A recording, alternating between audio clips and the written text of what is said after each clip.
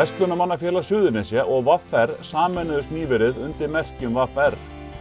VR langstærsta stéttarfélag landsins en félagsmenn Verslunarmannafélag Suðurnesja kusu sameininguna síðasta ári og var hún samþykkt. VR hefur nýlega opnað skrifstofu félagsins á Suðurnesjum í Krossmóa 4 þar sem flest öll stéttarfélögin á Suðurnesjum hafa aðsetur. Þá kom stjórn VR saman til fundar í Reykjanesbæ í síðustu viku og skoðaði húsakynni félagsins á Suðurnesjum. Það ekki langt síðan að Verslunarmannafélag Suðurnesja gekk inn í VR. Hvernig að vera búin að fá Suðurnesja fólkið inn? Það er alveg frábært. Við fögnum því mjög að taka eitt skrefið í að verða landsfélagi. Þær sameiningar sem við höfum farið í nú þegar eins og með Akranes og Hafnarfjörð, Austurlandið og Egilsstöðum, Suðurlandið, skrifstofa á Vestmannaeyjum. Þarna erum við með í sjálfu sér mjög víðtæka starfsemi á landsbyggðinni og nærliggjandi sveitarfélögum og þetta hefur gengið mjög vel. Við höfum aukið mjög þjónustuna við félagsmenn á þeim svæðum sem við höfum sameinast á. Þannig að ég lít bara mjög björtum augum og ég held að Suðurnesin séu bara algjör draumur fyrir okkur VR-félagana að sameinast verslunar- og skrifstofufólk til þess að stækka félagið og gera það ennþá öflugra, auka þjónustuna, bæta starfsemina og sækja fram. Hvað eru ykkar félagar á Suðurnesjum? Hverjir eru stærstu vinnustaðirnir sem ykkar félagar eru á? Við í kringum flugvöllinn, langmest og svo í verslunar- og skrifstofustörfum og þannig að Þetta er fjölbreytt. Þetta er mjög fjölbreytt og störfin eru alltaf að verða fjölbreyttari. Tæknin líka að leiða okkur í ennþá meiri og fjölbreyttari áttir og við erum að reyna að fylgjast líka mjög vel með. Við erum að efla mjög mikið starfsmenntun, stuðning við félagsmenn í allskyns úrræðum til þess að bæta stöðu sína á vinnumarkaði, tækifæri. Við erum með gríðarlega öfluga starfsmenntasjóði, sjúkrasjóði eru þeir öflugustu af öllum stéttarfélögum. Þannig að ég myndi segja að fyrir félagsmenn, Verslunarmannafélag Suðurnesja að koma inn til okkar hafi verið gæfuspor og gott skref. Ekki það að ef við tökum við gríðarlega góðu búi, það engin launing á því. Það var mjög sterkt félag hérna. Mjög sterkt félag og vel rekið félag og þannig að við tökum við mjög góðu búi og ætlum að gera enn betur. Við höfum nú þegar bætt við stöðugildi hér á skrifstofunni og stendur til líka að efla vinnustaðaeftirlit og við erum með margt í pípunum sem vonandi við getum sagt og kynnt síðar sem snýr að því að bæta við þjónustu félagsmenn okkar hérna á Suðurnesjum. Eru það eitt eða tvö atriði helst sem að fólk að sækja í hjá ykkur? Þið eruð að opna skrifstofu í Reykjanesbæ.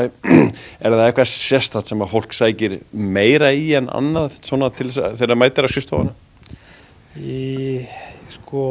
Almennt séð hjá VR eru þetta sjóðurnar okkar sem eru náttúrulega mjög vinsælir. Við erum með varasjóð, það er séreignarsjóðskerfi sem að fólk með. Við erum með gríðarlega fjölbreytta orlofsþjónustu, bæði náttúrulega sumarhús og síðan niðurgreiðum við flugmiða með Icelandair og allskyns aðra fjölbreytta þjónustu sem fólk getur nýtt sér orlofstengda. Síðan erum við með mjög öfluga kjaramálaþjónustu sem er mjög mikil ásókn í. Þess að fólk að hringja og láta reikna út fyrir sér laun og athuga hvort allt sé rétt og rétt gert og síðan ef eitthvað kemur upp á og þá erum við með mjög gott öryggisnet fyrir félagsmannin.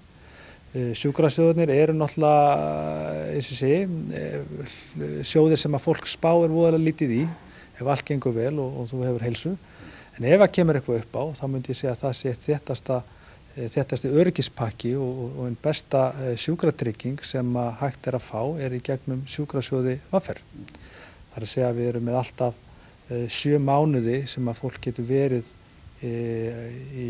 á sjúkradagpenningum, lendir það í erfiðum veikindum eða slysum eða einhverju slíku, að þá eru sjóðirnir hvað sterkastir í stéttarfélaginu VR. En þetta er bara mjög fjölbreytt og fólk að sækja í alla þessa þjónustu. Hún svo fjölbreytt en þetta kjaramálin, orlofsmálin, sjúkrasjóðirnir, starfsmenntasjóðirnir, þetta mjög fjölbreytt. Það líka hægt að sleppa þér svona að spurja það aðeins svona út í kjaramálin og svona samningamál, hvernig horfir á þetta í dag? Stóri hluti gerast á síðasta ári og hvernig finnst þér hlutinni vera að þróast?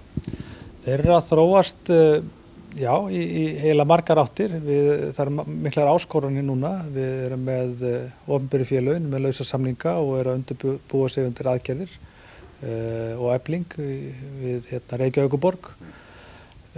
Sjálf erum við að vinna á fullu í klára þessa pakka sem að komi með lífskjarasamningnum og það kannski ekkert skrítið að fólk finni ekki fyrir áhrifum lífskjarasamningsins alveg strax vegna þess að áhrifin í sjálfu sér hafa ekkert komið all fram eða bara brot eða nánast mjög lítið brot að þeim. Þannig það afturhlaðin eins og við köllum það. Við erum að fá hækkanir núna 1. apríl, við erum að fá áramótin aftur næst, við erum að klára núna risastór verkefni á úrræðum og húsnæðismarkaði og þannig að það eru rosalega miklir og stóri hlutir að gerast akkúrat núna sem að eru bara að detta í frumvarpsgerð og fyrir þingið sem að vonandi ná í gegn núna á vorþingi sem að munu verða fyrsta skrefi bara til dæmis í að gjörbreyta húsnæðismarkaðnum og þessi úrræði ná til Suðurnesjanna og nærliggjandi sveitarfélaga. Þau ná utan allt landið og það sérstaklega horft til þess að þessi úrræði verði til þess á endanum að lækka kostnaði við að lifa. Þannig við erum ekki bara að reyna að toga upp tekjuáttina og ráðstöfunartekjurnar út frá launaliðnum, heldur líka að lækka kostnaði við að lifa og þetta í fyrsta skipti sem eru gerðir svona víðtækir og mikli kjarasamningar þar sem við erum að fá svona mikla vaxtalækkanir. Síðast 2015 þá fengum við 3 vaxtahækkanir bara í röð sem að nánast átu upp fyrstu hluta hækkana þess samning en nú höfum við fengið mikla lækkanir og nú það okkar áskorun að þetta skili sér síðan áfram inn í húsnæðislánin til neytenda þannig að fólk sem hefur verið að endurfjármagna nú þegar og lækka greiðslubyrðin 20.000 að það geti gert slíkt hið sama. Við erum að fara í stórátak fyrir unga fólkið inn á húsnæðismarkað. Við erum að klára núna nýja löggjöf fyrir leigumarkaðinn.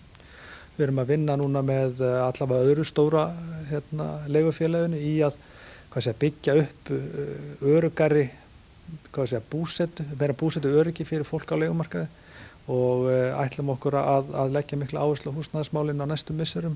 Svo náttúrulega margt annað, breytingar á skattkerfinu, fæðingarorlofið og ýmislegt annað sem við erum að vinna í en að sjálfsögðu höfum við áhyggjur af framvindu mála varðandi gjaldskrárhækkanir sveitarfélaga sem við fylgjumst mjög vel með og síðan að sjálfsögðu bara vöruverðsþróun.